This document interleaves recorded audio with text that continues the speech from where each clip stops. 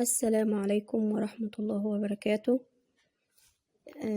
إدارة أبو قرقاس التعليمية، مدرسة بني حسن الشروق الإعدادية، توجيه الدراسات الاجتماعية. معكم إيمان محمد أحمد، معلم أول دراسات اجتماعية.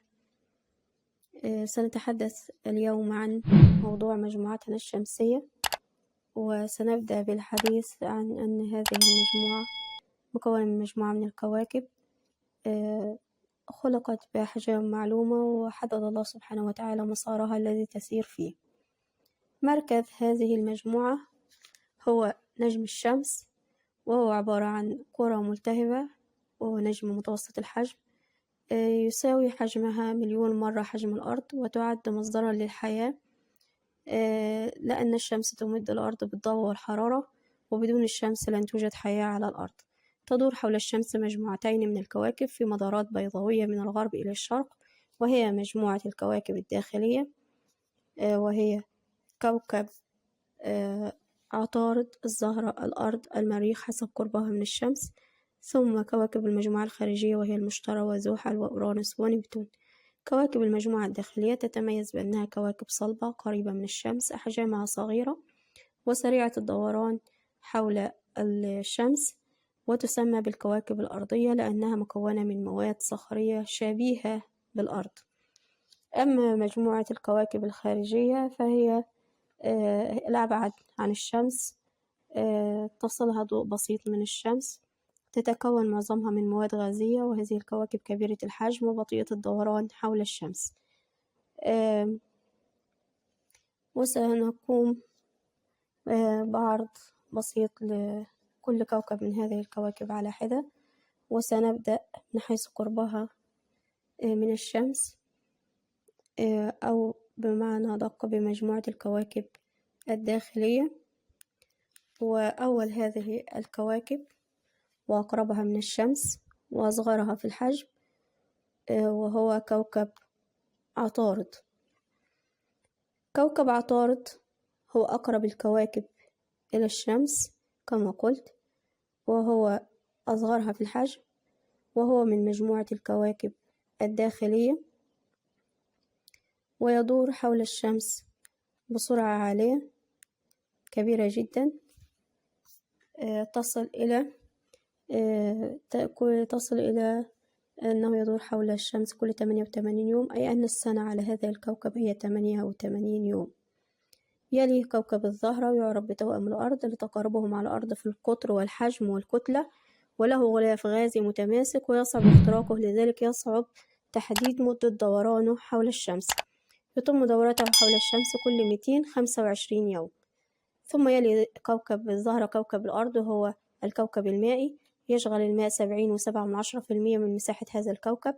يدور حول الشمس في مدار ثابت كل 365 يوم وربع، ويعد القمر هو التابع الوحيد لكوكب الأرض أو الكوكب المائي كما قلنا سابقا.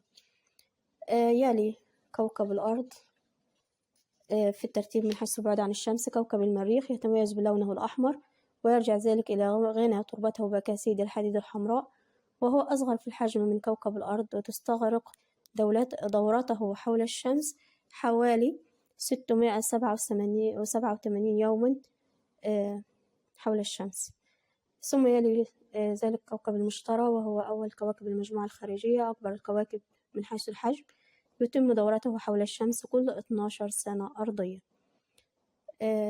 يلي كوكب المشتري في الترتيب كوكب زحل، وكوكب زحل نلاحظ بأنه يتكون من حلقات حلزونية تدور حوله، حيث تبدو هذه الحلقات بألوان عديدة كالأحمر والبنفسجي والأزرق، وتتكون هذه الحلقات من أجسام صخرية وجليدية، حجمه قدر حجم الأرض 763 مرة، ويتم دورته حول الشمس كل 29.5 سنة أرضية.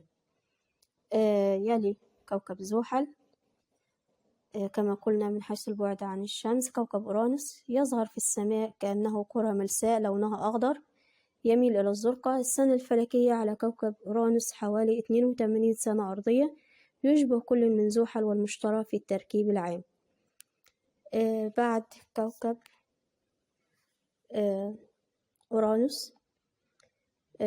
سنلاحظ أن الكوكب الأخير في المجموعة الشمسية وأيضا الأخير في المجموعة الخارجية كوكب نبتون.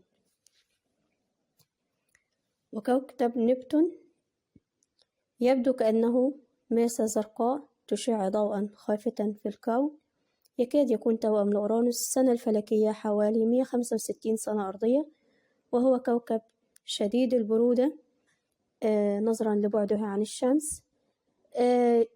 بذلك نكون قد انتهينا من توضيح بسيط لهذه الكواكب الثمانية. هناك كوكب تاسع ولكن خرج من تصنيف المجموعة الشمسية ككوكب، حيث أن العلماء وجدوا أن هذا الكوكب حجمه صغير جدا. توجد الكثير من الأجسام السماوية التي تكاد تكون مقاربة لحجمه، لذلك لا يعد كوكبا وهو كوكب بلوتو، فأصبح عدد كواكب المجموعة الشمسية 8 بدلا من 9. وبذلك أكون قد انتهيت من شرح الدرس وانتهيت من